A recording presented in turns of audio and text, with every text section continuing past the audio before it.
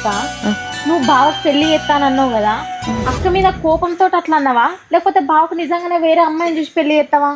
నిజంగానే చూసిందే, పిల్లని చూసినా, అందుకే బావకి చెప్పిన ఇప్పుడు రమ్మని చెప్పిన వానికి. లేకపోతే దీనికి గంతనానే, దాని నిజ స్వరూపం బయటపడ్డాక దాని ఇంట్లో ఎందుకు ఉండనిస్తేనే నేను. మంచి మాట చెప్పినావమ్మా. ఈ వదిలే మనకు అద్దే, అన్నకు వేరే పెళ్లి చేద్దాం. గంతేర చిన్నోడా చేసుకొచ్చుడే. ఏంటమ్మా అడేదో పెళ్ళి అంటాడు, ఏంటిది? గదేరా, అది ఎన్నేళ్ళైనా దానికి పిల్లలు కారు, అది మనకు అద్దు కొడుక. నేను వేరే కాడ పిల్లని చూసినా ఆ సంబంధం చేసుకొని వద్దాం. దాన్ని వెళ్ళగొట్టి ఇంట్లోకి వెళ్ళి.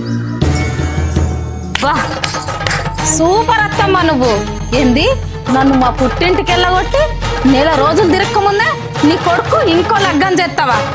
చేయకపోతే ఏందే, ఈయనకంటే చిన్నోడు తండ్రి అవుతాడు రేపో మాపో. నువ్వు ఎట్లా గొడ్రాలు అని ఊరంతా నిన్ను అంటారు, నా కొడుకును కూడా అట్లా గొడ్డోడు.